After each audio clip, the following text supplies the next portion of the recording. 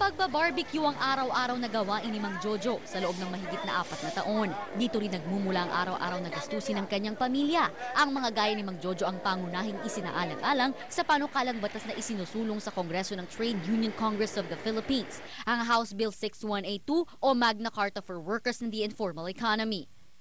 These workers are the vendors, the taxi drivers, tricycle drivers, pedicab drivers, those who are selling banana queue, barbecue, etc. And those who are not regularly employed by companies, by employers. Layunin ng HB 6182 na iorganisa sa pamamagitan ng mga Workers Association ng mga informal economy workers at layon din itong bigyan ng kaukulang mga benepisyo at programa ang naturang sektor. Dapat meron silang mandatory coverage ng SSS, also ng PhilHealth, and also housing. And pangalawa, yung kanilang basic rights.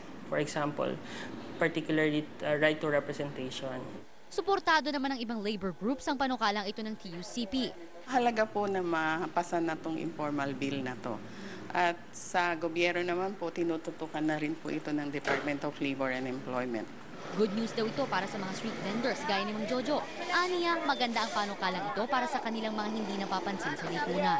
Nakatulong ba sila lahat naman ng vendors? Kung matutulungan nila, di ayos naman. Camille Abadisio, News 5.